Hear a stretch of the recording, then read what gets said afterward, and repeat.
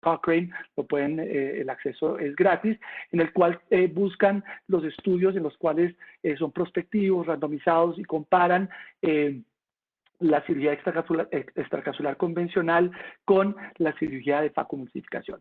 Y realmente, como se pueden dar cuenta, lo único que encuentran el beneficio es la visión sin corrección a los 3 meses.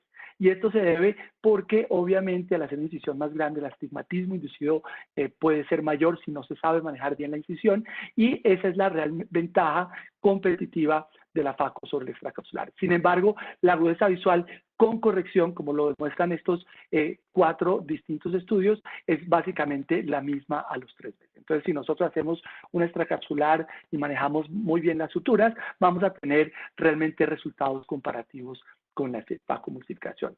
En términos de complicaciones como ruptura capsular, realmente la diferencia no es significativa.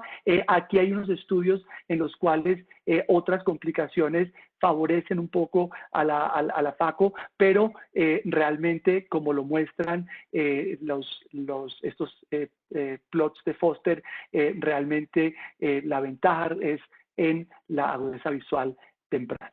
En cuanto a la infección, este es un estudio hecho por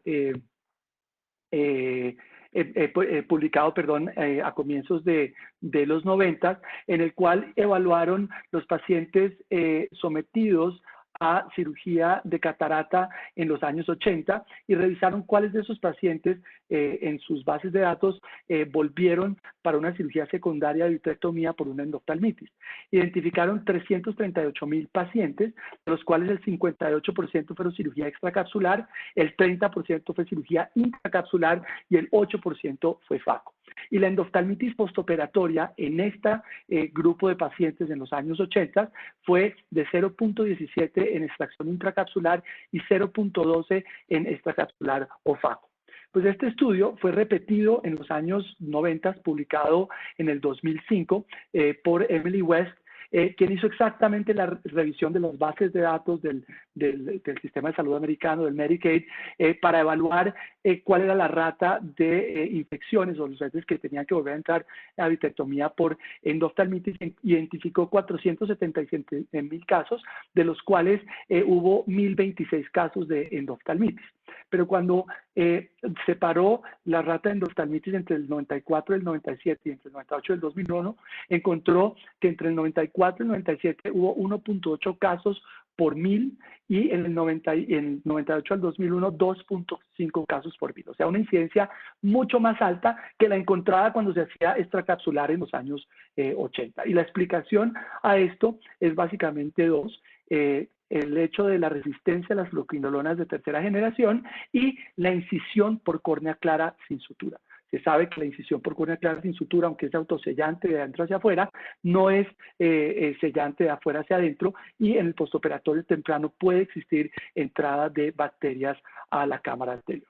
Ya el doctor Cabrera habló de la historia, no voy a ahondar mucho, pero se le atribuye mucho a Blumenthal, el padre de la cirugía por incisión pequeña. Sin embargo, cuando uno va y mira el artículo de Blumenthal, realmente Blumenthal de lo único que habló es de la utilización en el 87 de un mantenedor de la cámara anterior para poder introducir la lente sin que se colapsara la cámara. Es realmente Girard en el 84 quien habla por primera vez de un túnel escleral para disminuir el astigmatismo, de un lente en el cual hacía una vitrectomía y una lensectomía por par plana. El real padre de esta cirugía, y lo mencionó el doctor Cabrera, es el doctor Ruiz, el cual publica en el año 2000 la innovación en catarata con túnel escleral, el cual en su artículo, y este es el diagrama de artículo, muestra una incisión de 6 a 7 milímetros a 2 milímetros del limbo, que lo vamos a ver más adelante. Algo me pasó acá. Se me salió. Entonces, hay varios tipos de incisión. Se puede hacer una incisión tipo chevron, que es una incisión en B. Se puede hacer una incisión lineal. Se puede una incisión con bordes invertidos. Y se puede hacer la que más comúnmente hacemos, que es la de la sonrisa invertida. Y como decía el doctor Cabrera, aquí lo esencial es la construcción de la incisión para que sea autosellante. Es muy importante que la demarcación de la incisión inicial sea más o menos entre el 50 y el 75% del espesor escleral. Si la incisión es muy pandita, lo que va a terminar pasando es que al disecar se va a formar lo que se llama un buttonhole o una abertura anterior, y si se va muy profundo, entonces lo que termina pasando es que la disección es profunda y se termina entrando a la cámara anterior muy tempranamente, lo cual dificulta la extracción del núcleo. Entonces se hace una incisión más o menos entre el 50 y el 75 y se hace una disección laminar, y cuando se llega a la córnea clara, orientarlo en sentido anterior para estar siempre en el mismo nivel de profundidad. Como mostró el doctor Cabrera, realmente esta incisión, y para los que están comenzando, no intenten hacer una incisión tan chiquita como él mostró de 4 milímetros, porque eso funciona si bisectan el núcleo como lo hizo el doctor Cabrera. Si están empezando, lo mejor es hacer una incisión generosa de 7 milímetros, y el truco es realmente la disección hacia la córnea, la cual debe ser, como les decía, lamelar, pero se debe llegar hasta el limbo, casi en el tercio medio de la córnea, y hacer una disección homogénea, la cual se empieza 2 milímetros de limbo y se introduce más o menos 1 milímetro a la córnea clara. Y esto es clave porque es como un embudo, entonces el núcleo va a poder salir y por presión que se genera se puede extraer. Si esta incisión no es suficientemente grande, va a ser muy difícil lograr extraer el núcleo. El núcleo se puede extraer ya sea con asa de irrigación. Si se hace con asa, entonces toca hacer una incisión mucho más generosa, porque si no, no cabe y hay un riesgo de producir una diálisis iridiana. Se puede sacar con hidroexpresión, poniendo un mantenedor de cámara anterior, o la técnica que a mí más me gusta, que es la viscoexpresión. Este es un caso de una paciente que me llegó con una catarata brunescente, tenía percepción luminosa, un relativamente bajo conteo celular. Entonces decidí hacerle la técnica de M6 en el ojo derecho. La retina estaba bien, tenía un poquito de irregularidad macular. Y este es el video, es un video corto de 2 minutos con 40 segundos. Entonces, se debe hacer una peritomía escleral.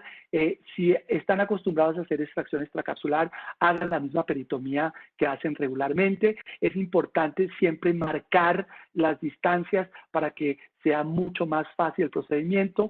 Esta disección es probablemente la parte más difícil de la cirugía. Yo soy de la época en que la faco la hacíamos con túnel escleral, porque se hacía toda la faco y al final se ampliaba para poner un lente rígido de 5 milímetros que llamaba Slim, que hacía la casa Alcon. Entonces aprendí a hacerlo, pero es clave nuevamente hacer estos bolsillos en la esquera generosos para que el lente se pueda extender y se pueda extraer adecuadamente bien. Una vez, esto se debe hacer con el ojo cerrado, sin haber hecho peritomías, para tener una buena resistencia, y es importante siempre tener un cuchillete de estos Crescent nuevos. Ya una vez se ha hecho el proceso de la capsulorhexis, es muy parecido a lo que hacemos en FACO. Es importante que la capsulorhexis sea una capsulorhexis amplia para poder hacer la luxación, como decía el doctor Cabrera, del núcleo a la cámara anterior. Yo lo hidrodiseco, igual que estaría haciendo una FACO para liberarlo, y la luxación la hago con la aguja doblada con la que hice el inicio de la capsulorhexis, y luego procedo a poner viscoelástico debajo del núcleo para proteger la cápsula posterior, y poner también mucho viscoelástico para que la presión de ese viscoelástico lo vaya extrayendo. Y como se dan cuenta, solamente con deprimir el labio anterior sale, y luego con la aguja se termina de extraer. Aquí tenemos, ya se ha terminado. Si se dan cuenta, la construcción de la incisión en este caso no fue muy buena. Ahí hubo un flap acá, entonces la incisión no es autosellante. Sin embargo, eso no impide de terminar la cirugía, y la diferencia es que se puede poner un punto de sutura. Como es una incisión valvulada, realmente funciona muy bien. se pone el mismo lente con inyector, se puede poner un lente de una sola pieza, lo cual ahorra los costos, y ya el resto de la cirugía es bastante normal. Este es el postoperatorio inmediato al primer día. Vemos la pupila negra central redonda, la incisión suturada perfectamente. Y esta paciente le hice FACO en el otro ojo. Y ustedes se van a dar cuenta que el astigmatismo que la paciente tenía en los dos ojos es básicamente el mismo. O sea que realmente hay un gran beneficio en la no inducción astigmática, que lo vemos en los dos ojos. ¿Qué dice la evidencia de la MIGS versus FACO? Para analizarla, debemos analizar básicamente el astigmatismo inducido, las complicaciones intra y postoperatorias, cómo se comportan las cataratas avanzadas, los tiempos quirúrgicos y los costos. Y este es un resumen de distintos estudios que prospectivamente compararon los dos tipos de procedimientos con base en el astigmatismo inducido. Vemos que a las 6 semanas realmente no hay una diferencia clínicamente significativa en la inducción astigmática en los dos procedimientos. Esto es tomado también del Cochrane, que hace un metaanálisis de los estudios que comparan estos dos procedimientos, y vemos que la agudeza visual funcional en 3 meses realmente no hay una diferencia significativa en los dos procedimientos. La agudeza visual corregida es exactamente igual en los dos grupos comparados. En términos de complicaciones, la ruptura capsular, aquí vemos los distintos estudios, en FACO fue de 2.2%, en M6 de 1.4%. Este estudio de Goget es falso porque aunque tiene una mayor ruptura capsular, o no falso, está sesgado, porque aquí lo que él hizo fue comparar los procedimientos en cataratas subluxadas y pseudoexfoliación, en el cual obviamente pues el riesgo de ruptura capsular o de complicaciones mucho más alta. Pero los demás estudios corroboran básicamente lo mismo. El de Ruiz tiene 0% de ruptura capsular. Obviamente está relacionada con la experiencia del paciente. En términos de la opacidad capsular, sí es un poco más frecuente en M6, como lo vemos también en la cirugía extracapsular. En términos de pérdida de células endoteliales, no hay una diferencia clínicamente significativa. Contaminación de la cámara anterior, tampoco hay una diferencia. Y endoftalmitis, este estudio de Haripriya muestra que realmente no hay una diferencia entre un ojo y el otro. Volvemos a lo mismo, pero quiero mostrarles esta tabla que muestra cómo se comparan los procedimientos en cirujanos expertos, en cirujanos empezando, en fellows, en residentes o inclusive visiting trainees. Esto es del estudio del Aravind Eye Hospital en la India, y básicamente lo que vieron es que las complicaciones de en los de staff, en FACO es de 0.9%, en M6 es de 0.71%, en extracapsular es de 1.03%, overall, disculpen que aquí me sale, alguien me pide algo. Entonces, realmente son muy bajas las complicaciones, siendo M6 la menor en ese grupo de pacientes. En los fellows, que ya tienen algo más de experiencia, la complicación en FACO es un poquito más alta, más bajita en M6 y un poco más alta de todo el grupo en extracapsular. El residente tiene obviamente una seguridad mucho más alta de complicación en FACO porque hay una curva de aprendizaje que es compleja.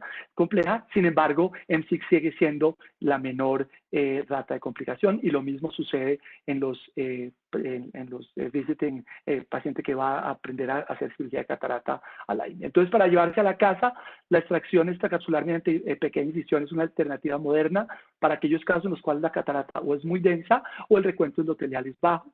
Combina los beneficios de la extracapsular con los beneficios de una incisión tunalizada, lo cual produce una baja inducción de astigmatismo.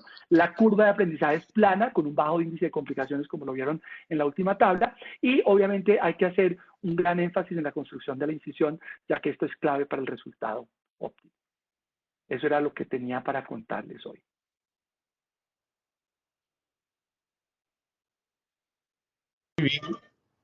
Muy bien, muchas gracias al doctor Ernesto Otero por su presentación. Vamos a continuar con el doctor Felipe Chiriboga, muy conocido por nosotros. Felipe tiene mucha experiencia en prevención de ceguera, en jornadas comunitarias, y entonces es por ello que nos va a presentar su tema, facofractura ideal para jornadas comunitarias con alto volumen. Bienvenido, el doctor Chiriboga. Muchas gracias, Robin. Muchas gracias, Diego. Saludos y una buena noche a todos. Sí, vamos a hablar de cirugía manual de pequeña incisión, que a tanto el doctor Cabrera como el doctor Otero, que me antecedieron, lo han hecho, pero aquí vamos a poner énfasis en alto volumen en jornadas comunitarias. Quiero y vengo a decirles que la cirugía de catarata, definitivamente soy un convencido, y esto siempre lo digo, que el gold standard es la facomulsificación, pero que existen muchas técnicas y variantes, todas estas vigentes y dependiendo de varios factores. Situación geográfica, situación económica, complejidad del caso, expectativas y demanda del paciente sobre sus resultados y habilidad del cirujano, etcétera, etcétera. Por lo tanto, no tenemos un solo tipo de cirugía de catarata para un tipo de paciente tan amplio en nuestra América Latina. Definitivamente la cirugía extracapsular, la tradicional cirugía extracapsular de 30, 40 años atrás o más, con una herida de 9 a 10 milímetros, 5 a 7 puntos de sutura, nos producían una inestabilidad en la cámara anterior, un astigmatismo postoperatorio alto, muchos pliegues en córnea después de operados, un mayor riesgo de infección y hasta con la probabilidad de una hemorragia expulsiva. Luego teníamos que retirar suturas para el manejo del astigmatismo y también se requería de muchos controles. Por lo tanto, esta noche, sobre todo para los residentes y gente nueva que no ha visto esta charla, les vengo a presentar una opción, una alternativa que yo la califico no como extracapsular, que está encasillada ahora en la vigencia de extracapsular que dice el tema de esta noche, sino que es una faco sin faco. Es la facofractura más viscoexpresión. Tiene todas las bondades de la facomulsificación, con la diferencia de tener 3 milímetros más de la herida, pero el resto es exactamente igual. Es aplicable a todo tipo de catarata. Se trabaja en cámara cerrada. Recuperación rápida. En una semana podemos estar dando el alta al paciente con una estabilidad del astigmatismo excepcional. Hay seguridad de herida. Podemos ocupar cualquier tipo de anestesia a la que ustedes estén habituados. Yo normalmente lo estuve haciendo mucho tiempo con tópica y intracameral. Actualmente lo hago subtenoniana en el 99% de mis casos. Y los costos son bajos sin afectar la calidad de resultado. La facofractura más viscoexpresión es ideal en jornadas o campañas rurales. Nos permite manejar alto volumen. En las jornadas que mencionó el doctor Cabrera, de las épocas 2009-2010, llegamos a hacer alrededor de 45 cirugías en un día. No dependemos de una máquina. Es aplicable en centros pequeños alejados del hospital base. Esto hay mucho en Ecuador porque no todas las ciudades grandes, las capitales de provincia, tienen centros oftalmológicos y permiten al cirujano de facomulsificación, cuando tienen alguna complicación, convertir con seguridad a esta pequeña incisión manual. La paciente que vemos en la fotografía es una paciente que está en cualquier país de nuestro Latinoamérica, con una catarata hipermadura, y realmente esta técnica de facofractura más viscoexpresión tiene una curva de aprendizaje relativamente rápida.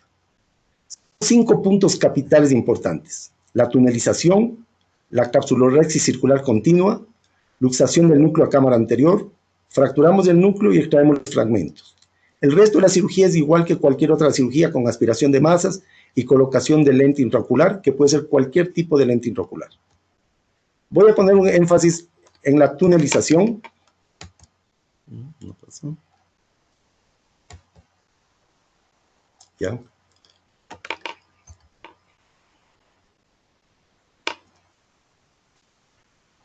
Me corre el video. Ya. hacemos una peritonía no de 180 grados, sino apenas de 100 grados. Con un borrador cauterizamos y hacemos nuestro túnel, que es lo más importante de la cirugía, como ya se mencionó antes.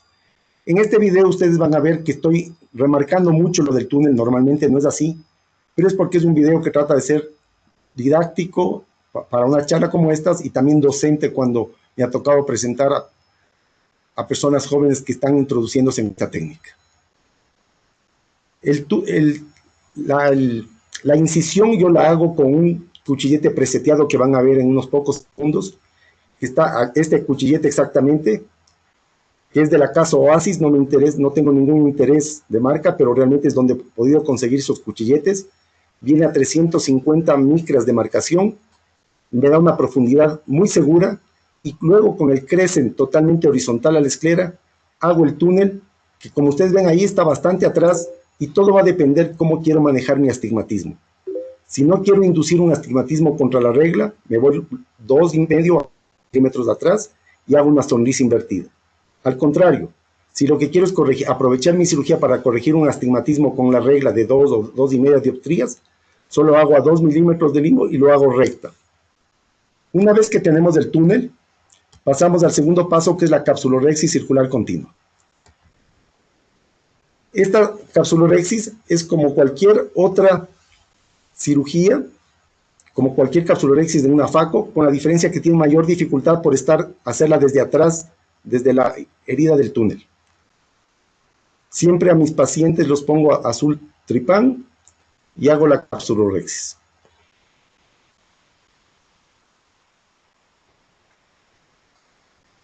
Luego pasamos a luxar el núcleo a cámara anterior y a fracturar el núcleo. Utilizo la pinza de Akahoshi, que normalmente en mi mesa de instrumentación tengo una Akahoshi más puntona para cataratas muy duras, una Akahoshi con platina más amplia para cataratas más blandas. Y esta es una catarata ideal para poder mostrar lo que hacemos. Yo hago una paracentesis que lo puedo hacer con un cuchillete de 15 grados, que se ve mucho más elegante, pero esta vez estoy haciendo con un cuchillete de 2.75, solo una entrada pequeña, y mi paracentesis lateral, que es por donde hago todo el lavado de masas y la mayoría de maniobras. Básicamente la herida dejo para extraer los fragmentos e introducir el lente intraocular nada más. Ponemos el azul tripán con una burbuja de aire. Ya está hecha la capsulorhexis y ampliamos la herida, como lo dijo el doctor Otero, en alas de mariposa, es decir, siendo más amplio en la parte interna que externa. Para luxar el núcleo, lo rotamos exactamente como desenllantar una rueda. No se necesita hacer una hidrodisección muy marcada y el núcleo sube con mucha facilidad. Mientras más madura la catarata, muchas veces más fácil que suba el núcleo. Lavo las masas y ahora con la Akahoshi enfrento en la parte superior y por la parte de las 6 sostengo el ecuador y fracturo. Y ustedes ven que esta es una catarata bastante madura y se fractura con mucha facilidad. Como lo dijo el doctor René Cabrera, muchas veces nos toca rotar 180 grados para poder fracturar la otra, se logre con una sola fractura. Pero con paciencia y ya con experiencia se puede hacer esta fractura con facilidad. Miren, este es un núcleo muy pequeño, está como un mini nuc, y también lo podemos fracturar, y he puesto varias cataratas con diferentes densidades para que podamos ver que se puede fracturar fácilmente en cualquiera de ellas. Siempre poniendo viscoelástico suficiente en cámara anterior. Yo utilizo para esto metilcelulosa. Está la cámara llena de viscoelástico, protegiendo la cápsula posterior y protegiendo el endotelio. Enfrentamos por abajo la pinza de Jeff Becker y por arriba la Akahoshi. La de abajo es una pinza Inye y ahí fracturamos. Una vez hecho esto, pasamos al último paso, que es la extracción de los fragmentos del núcleo, que es la viscoexpresión concretamente. Tenemos unos fragmentos divididos en la mitad perfectamente. Ponemos viscoelástico, lo enfrentamos ahí, y más que llevar, miren, el paciente estaba aquí con ansiedad tópica, le pedí que mire hacia abajo y solo deprimiendo con el asa sale perfectamente. Volvemos a poner viscoelástico para el segundo fragmento, lo acomodamos para que quede frente a la herida y no es que vamos a traer compresión, sino más bien solo deprimiendo la esclera y levantando levemente el labio de la herida, viene el fragmento por sí solo. Una vez que tenemos la cirugía, esto es un día de cirugía en las áreas rurales con todo este tipo de cataratas, con cataratas como esta que vemos aquí, muy densa, fracturada en plena mitad. No voy a hablar de las complicaciones por razones del tiempo, pero hay complicaciones como en cualquiera de las técnicas de cirugía. Pero sí vengo a decir que esta es una técnica de actualidad. Podemos manejar volumen alto en cualquier área geográfica, disminuye controles postoperatorios, baja costos, no necesitamos retirar suturas. Yo habitualmente pongo una sutura por seguridad, sobre todo por evitar infecciones más que por la parte de astigmatismo. Evitamos complicaciones en relación a la extracapsular tradicional, con menor posibilidad de infección. Y para los cirujanos que realizan o realizamos facoemulsificación, convertimos a extracapsular con mucho más seguridad. Ya presentó tanto el doctor Otero como René Cabrera algunas revisiones bibliográficas. Aquí están algunas, entre esas, algo que se habló mucho cuando el doctor Chang, en toda una academia americana, David Chang, habló sobre esta técnica y lo aplicable que es para muchas regiones del mundo, con estudios, entre esos el doctor Ruiz en Nepal. Ya habló el doctor Otero sobre las complicaciones.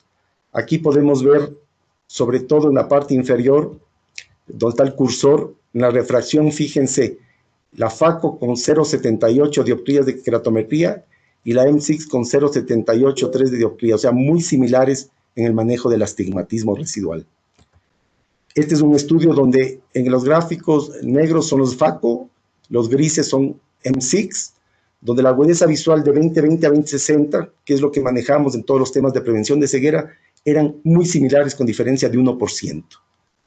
Y en este estudio que maneja ya grupos grandes, de 20,000 FACOS, 53,000 M6 y 5,000 extracapsulares tradicionales, la complicación de FACO y M6 es apenas de 1.1, mientras en la extracapsular convencional 2.6.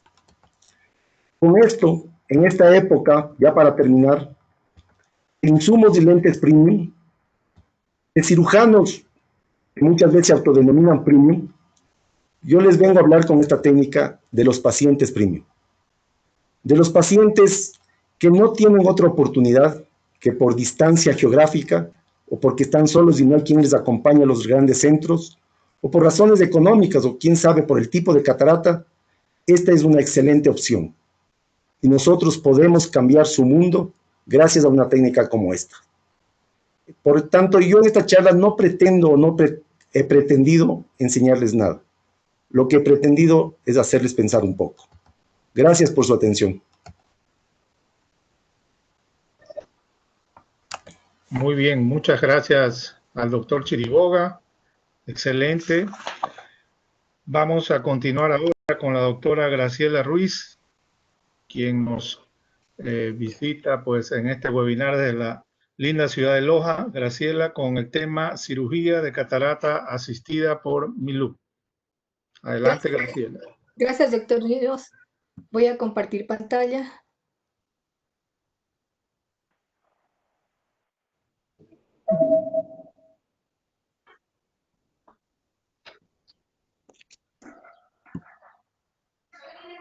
Bien, buenas noches con todos los colegas. Y lo que quiero con ustedes es compartir el uso de MILUP, que para mí me ha cambiado el enfoque y la forma de manejar las cirugías de cataratas densas, ¿sí? No tengo ningún interés financiero con los equipos mostrados en esta presentación. Y bien, todo empieza en el 2018, en el British Journal de Oftalmología, publican un estudio realizado en la ciudad de Panamá, cirugías realizadas con el uso de MILUP más FACO y solamente FACO. Lo comparan, hacen un estudio comparativo y lo que logran demostrar es que con este dispositivo de MILUP logran una fragmentación total del 100% en las cirugías de catarata, que fueron 53 ojos. ¿ya? Disminuyen también la energía utilizada en la facoemulsificación y así también disminuyen el volumen de fluido utilizado durante la cirugía. Este MyLoop en un inicio era distribuido por la casa Ayantec. Posteriormente, yo también hago jornadas, también atiendo, hago cirugías desde el 2018. Acá en el 2019 fue en Guadalupe, que pertenece a una población perteneciente a la provincia de Zamora Chinchipe, provincia vecina a la provincia de Loja. En el mes de junio hicimos cirugías de catarata junto con el doctor Jim Gusset. Él es de Washington y lo trajo Mission Doctor.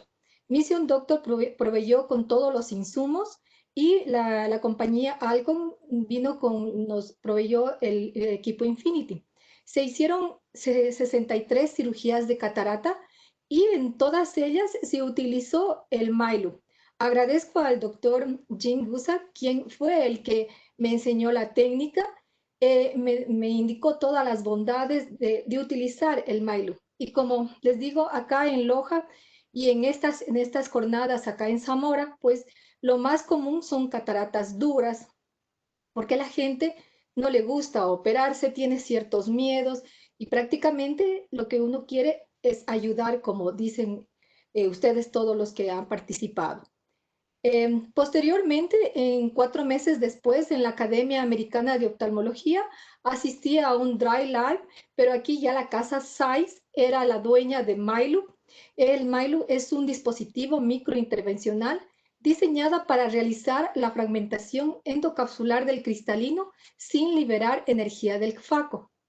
Usa una tecnología de este filamento de nitinol autoexpandible y ultra delgado. Las dimensiones son de 6 milímetros de 10 por 6 milímetros cuando se expande completamente.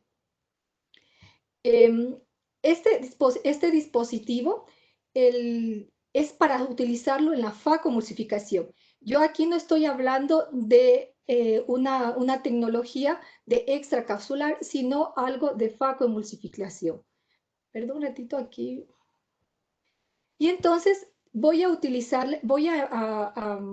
comentarles el uso de del MyLoop paso a paso. Entonces, primero que nada,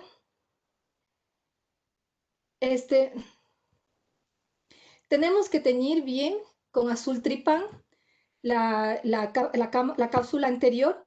Siempre utilice un mayor tamaño a su capsulorhexis que usualmente usted la utiliza, siempre más. Esta paciente particularmente tiene pseudoexfoliación y miren, tiene una pupila pequeña, no dilata mucho, prácticamente estoy haciendo al ras del borde de la pupila.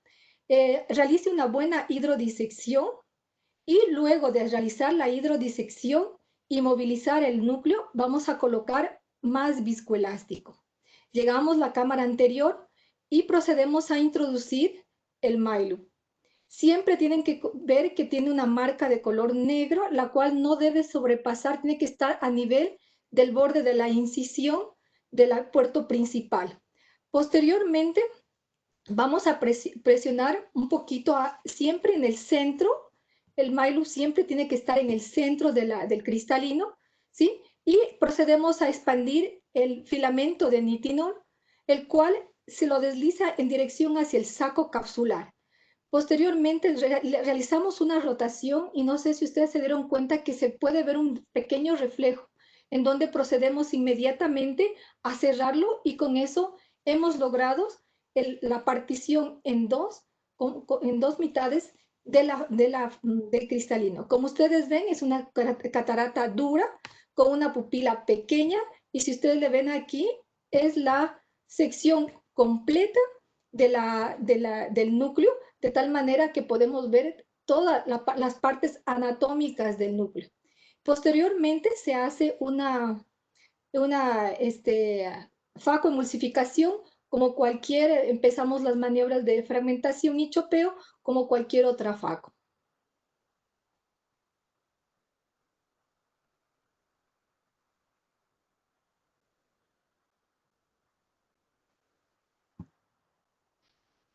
Estos son algunos pacientes Miren, la paciente que le vimos, esta es la catarata, que le hacemos el examen previamente con el Pentacam. Miren la pseudoesfoliación que tiene. Acá en la provincia de Loja tenemos bastante paciente con pseudoesfoliación y su glaucoma secundario a la pseudoesfoliación. Miren los valores para sacar esa catarata con un CDE de 11,96 y un volumen de fluido de 96 ml.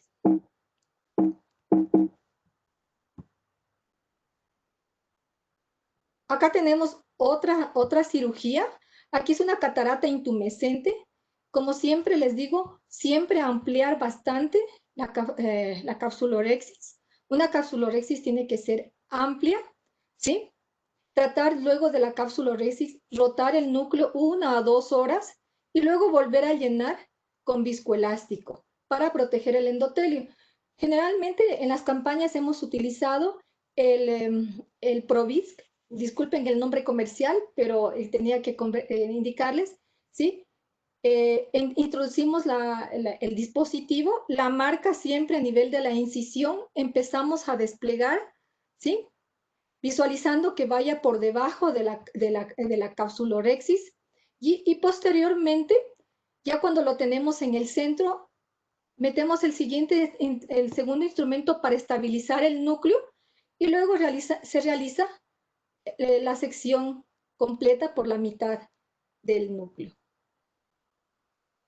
Y asimismo, en este paciente, miren, utilizando un CDE de 6,58 y un volumen de 55. Miren el postoperatorio. Yo dejo una burbuja de aire siempre en las cirugías. No coloco puntos porque es una cirugía de facomulsificación asistida con Mylu para la fragmentación del cristalino. No es una extracapsular. Este es a los 3 días y este es posteriormente el paciente después. Acá tenemos otra paciente. Esta señora tiene 95 años de edad. Asimismo, miren, colocamos el Mylu en el centro. La marca negra siempre a nivel de la incisión. Desplazamos el botón del Mylu y luego el anillo, el filamento se distribuye. Verán aquí cómo se logra algo ver el filamento que pasa por detrás, el brillo, ¿sí? Y luego colocamos el segundo instrumento para estabilizar el núcleo, ¿ya? Y luego procedemos a deslizar nuevamente el botón del Mylu, con lo cual se logra completamente la fractura en 2. Esto nos ahorra el 53% de ultrasonido utilizado en hacer el surco en la facomulsificación. Y ahí está la catarata. Miren, en la imagen de acá de Pentacam, es una catarata ultra dura que ni siquiera tengo la imagen posterior del núcleo, puesto que es tan dura que no me permite que la luz penetre, ¿sí? Es el postoperatorio con una leve edema corneal de la parte central. Estos edemas de la parte central de la córnea se resuelven rápidamente.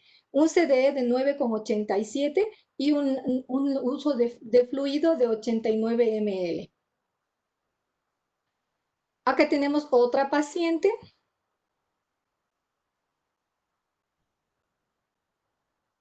Igualmente, una capsulorhexis amplia, teñida previamente con azul tripán.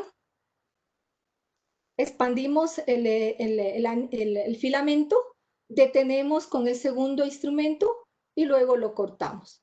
En este caso yo roté por cortarlo en 4, pero como era una catarata también un poco intumescente, pues me dio miedo y no quise fragmentarlo en 4 partes.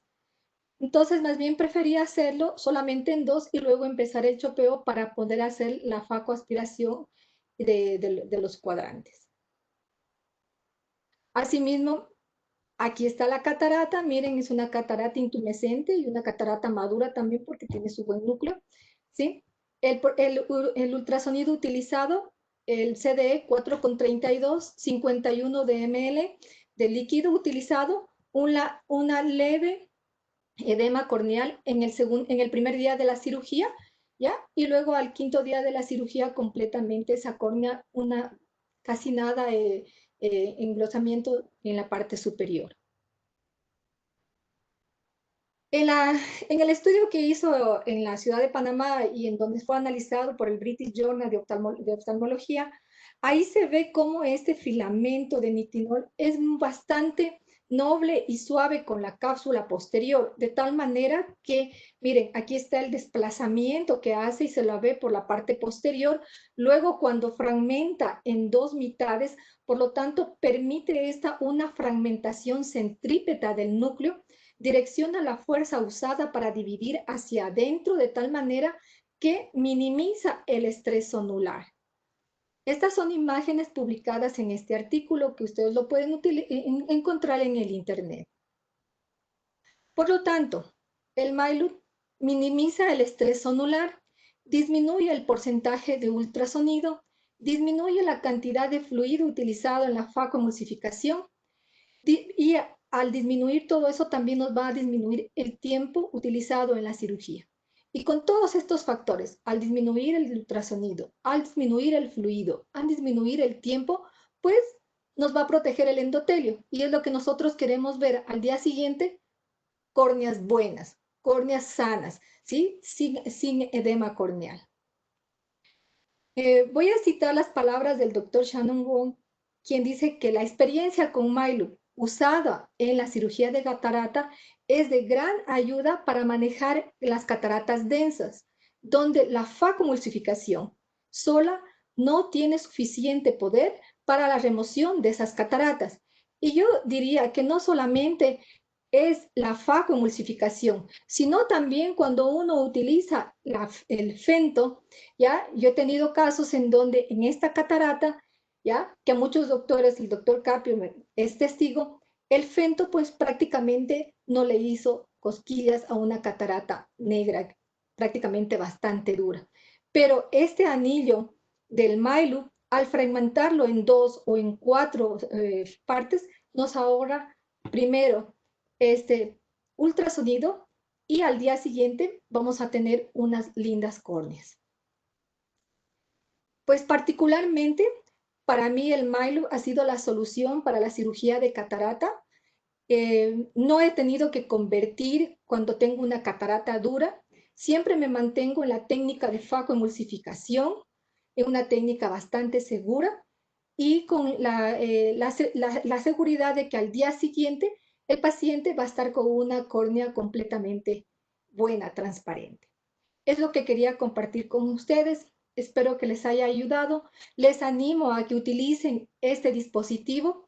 Actualmente la casa SAI la distribuye y creo que ya estará a la disposición. Le pregunté a María Augusta Vaquero que tal vez vaya a estar para el mes de septiembre, si en caso alguien está interesado.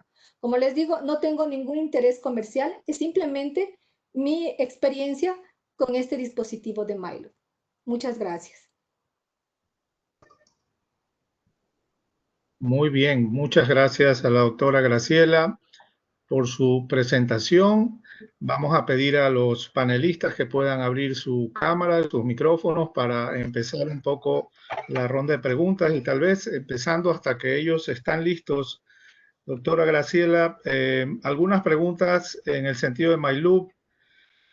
Si sabe el valor, si acaso es reusable y cuántas cirugías permitiría realizar si es reusable. Mire, el dispositivo de la casa SAIS no sé si será reutilizable o no, pero por ejemplo, aquí yo le puedo mostrar este dispositivo que es de la IanTech, con las cuales he hecho las cirugías a nivel de la comunitaria, y prácticamente sí permite la esterilización. Eh, Tal vez me pueden criticar en que es reesterilizado, pero en nuestro país pues no puedo botar un dispositivo que tal vez pueda costar unos $200. No sé el precio porque francamente la Mission Doctor fue quien nos donó estos dispositivos para nosotros utilizarlos. No los he comprado, ¿ya? Me los obsequiaron y bastante sobraron. Aquí tengo uno. como les digo, yo lo he utilizado y lo he reutilizado cuando estuvimos allá en las jornadas. En el autoclave de calor no le pasa nada. Junto con el resto de pinzas no ha pasado nada. Sí, sí lo he reutilizado. No sé con qué precio vendrá, francamente, eso tendría que preguntarle a la casa Size cuando ya lo tengan al producto. Perfecto, muchas gracias. Para hubieron varias preguntas en cuanto a la técnica de anestesia que utilizan, si se utiliza tópica, si se utiliza intracameral, cuál es la preferencia para cirugías de pequeña incisión. Yo personalmente uso una pequeña cantidad de 0.1, 0.2 subconjuntival en la zona donde voy a estar trabajando. Y en los casos que pienso voy a demorar, o es una catarata muy dura o la cámara muy estrecha, añado algo de anestesia intracameral. Okay. Personalmente yo utilizo tópica, ¿ya? Y en estos casos a veces pongo una subtenoniana, pero generalmente la mayoría es tópica que se utiliza. Perfecto. Yo utilizo subtenoniana. Yo utilizo subtenoniana siempre que voy a hacer cirugía extracapsular. Realmente, yo hago muy poquitas al año, pero siempre utilizo subtenoniana. No uso perivulvar ni retrovulvar. Y cuando hay mucha manipulación, usar tópica es muy incómodo para el paciente, si esté sedado. Pero la subtenoniana está uno tranquilo, sobre todo si uno toca el iris, es muy doloroso y vale la pena. En mi caso, yo utilizo, sí, en mi caso yo utilizo de preferencia, como dije en la presentación, subtenoniana, poniendo 1 centímetro cúbico de silocaína sin epinefrina en la parte inferonasal, pero tengo casos si necesito hacerlo con intracameral y tópica, lo hago, y también depende de la colaboración del paciente. Perfecto.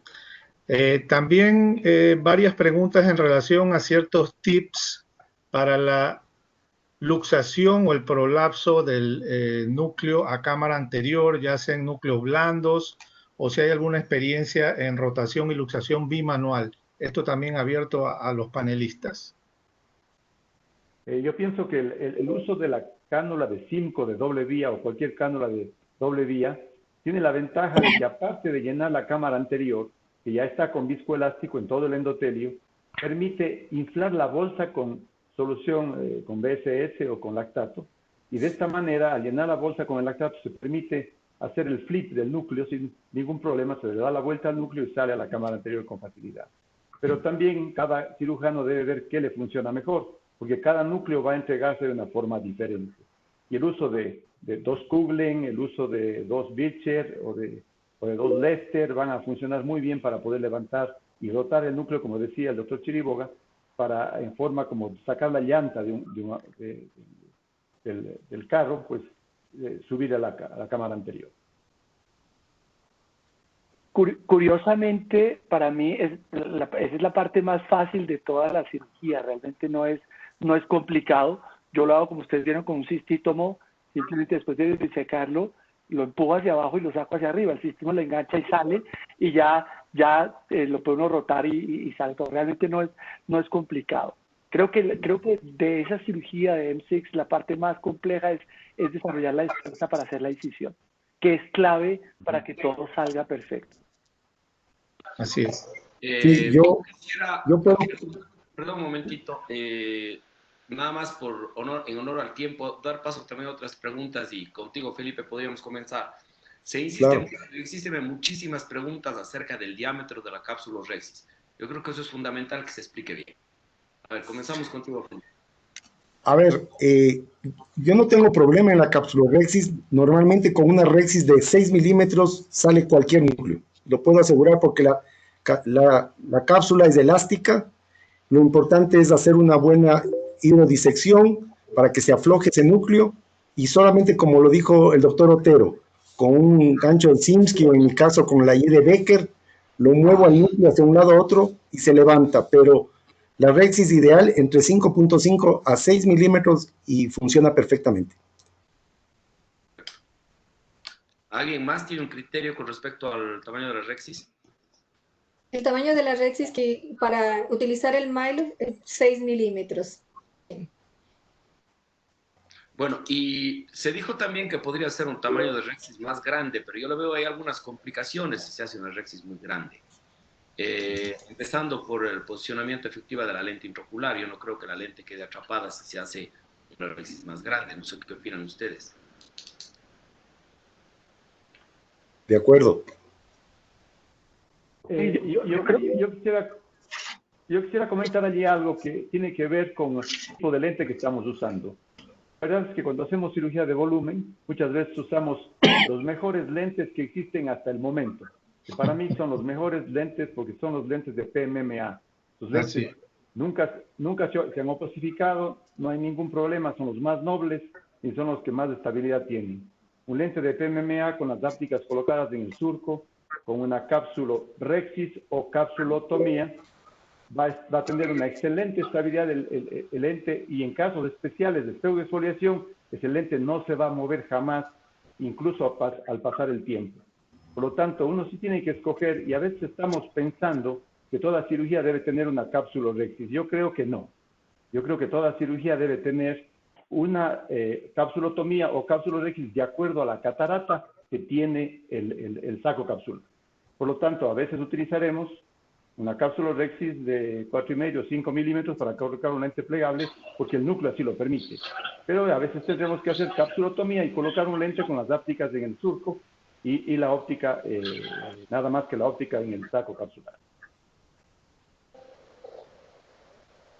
Sí, yo creo, Diego, que es una gran pregunta. Hiciste referencia a la posición efectiva del lente, pero esta técnica es una técnica para casos especiales, para gente especial. Gente, la persona a la que tú quieres preocuparte de la posición efectiva del lente no deja que la catarata progrese generalmente a estos estados.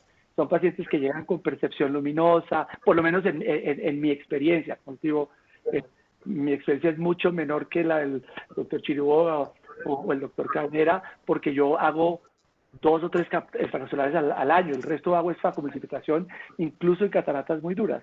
Pero al final del día, estos pacientes realmente vienen con percepción luminosa. Entonces, preocuparte mucho por eso, ellos van a quedar agradecidos, hagas lo que hagas. Lo que sí es que el astigmatismo, como no, es muy bajo, lo que induces, pues obviamente tiene un gran beneficio en la rehabilitación visual de esos pacientes. Y yo quisiera añadir allí que ese pequeño astigmatismo permite una mejor visión de cerca a los pacientes, doctor Otero. Siempre y cuando sea contra la regla. Claro.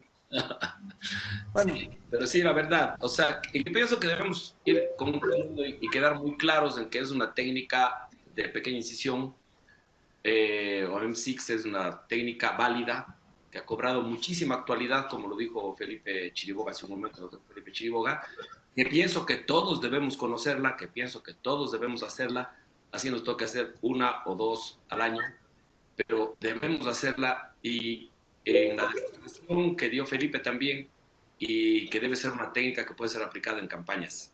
Eso yo pienso que es muy, muy útil. Es decir, el costo es muy bajo, podemos acceder a lugares, a sitios en los cuales no podemos llegar con nuestro aparato de facomultiplicación, y muchas de las veces se nos vuelve imposible realizar cirugías de esta naturaleza. Y algo también que es importante que se recalcaba, que lo recalcó Ernesto, que tiene menos opacidad, incidencia de opacidad de cápsula posterior que un extracapsular. Y eso es importantísimo, porque muchas de las campañas que han realizado con cirugía extracapsular tradicional, al poquito tiempo tenemos muchísimos pacientes con opacidad de cápsula posterior que están necesitando su cápsula. Si la incidencia es menor, pues es bienvenida la técnica, pues, y ojalá podamos comenzarla a aplicar en las circunstancias y en los sitios en donde la requieran para poder devolver visión a nuestros pacientes. No sé si Robin quiere decir algo. Diego, sí, el doctor Carlos Gómez de República Dominicana, quien tiene mucha experiencia en incisión pequeña, quiere decir algunas palabras si lo podemos permitir. Adelante, Carlos. Claro, bienvenido, Carlos, adelante. Hola, buenas noches a todos. Me alegro finalmente haber podido entrar porque tuve un poco de brega hacerlo y gracias a Robin que me facilitó la forma de hacerlo. Bueno, para mí este es un tema muy apasionante porque yo tengo muchos años, prácticamente desde el año 87, 86, haciendo M6 o extracapsulares sin sutura. Robin me conoce y la utilizo mucho en los proyectos médicos que hacemos. O yo he viajado alrededor del mundo haciendo proyectos médicos, pero también aquí en la República Dominicana. Y la experiencia me ha enseñado que cuando uno hace este tipo de cirugía, ya yo no la hago solamente en cataratas muy duras, porque cuando uno sale a hacer proyectos o sale a hacer campañas, las cataratas que uno encuentra no son todas duras, no son todas cataratas muy densas, pero aún así hay que resolverle al paciente, porque es un paciente que normalmente no tiene la capacidad de poder resolver su problema a nivel privado o en otro lugar. Y lo que yo sí siempre he aprendido es que en estas campañas, y casi siempre porque es la única cosa que tengo disponible, es que los lentes de 3 piezas, donde las ápticas son de polipropileno mayormente, son más viables, porque los lentes son de una sola pieza rígidos, son horribles para mí y tengo muy malas experiencias. Las capsulorhexis, muchas veces ni hago capsulorhexis cuando son cataratas muy duras, hago capsulotomía, porque tengo la flexibilidad de una cápsula por donde puede pasar, una apertura por donde puede pasar un núcleo bastante duro sin agrandar ni romper la cápsula. Y realmente sí, yo puedo pensar que son cataratas para casos especiales, pero la realidad es que la habilidad que he adquirido para hacer ese tipo de 3 ampollas tengo yo incisiones, son incisiones que me han ayudado inclusive en el momento cuando yo tengo que convertir en un caso dado, inclusive a nivel privado, y me ha salvado. Tengo muchos videos de casos donde me he salvado el pellejo, por así decirlo, el saber manejar estas incisiones. Perfecto. Muchas gracias, Carlos, por tu contribución. Seguimos, Diego.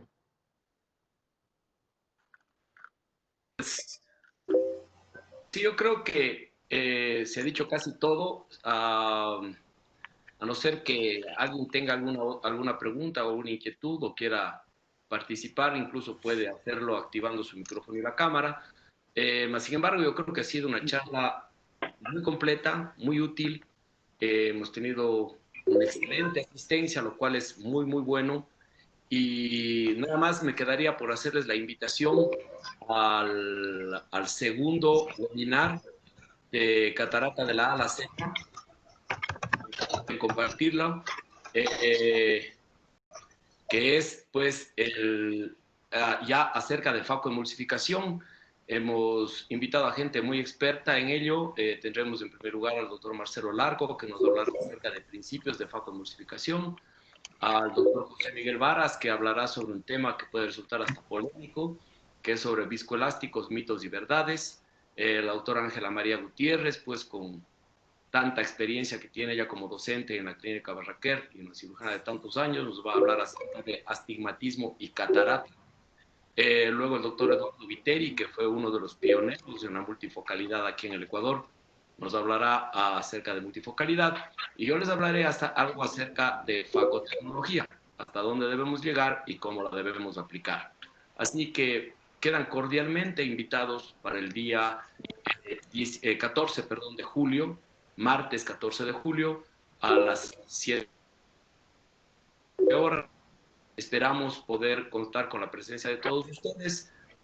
Inicialmente esta aplicación tiene la posibilidad de poder el micrófono, y que si hay alguna participación de algún colega que quiera aportar algo al curso, algo al webinar, bienvenido. Como en esta ocasión lo hizo Carlos Gómez, una persona de tanta experiencia y que tanto nos sirve para seguir enriqueciendo este curso. Así que yo creo que eso es todo. Les agradezco mucho por su participación. Sociedad Ecuatoriana de Córnea y Segmento Anterior queda muy grato con todos ustedes y nos veremos el próximo martes. Excelente conducción, Robin. Muchas gracias. Muchas gracias. Gracias, doctor Otero. Un gusto grande. No, y gracias a todos. Un placer Gracias. haber estado acá. Muchas gracias a todos. Gracias a ustedes por su asistencia. Gracias.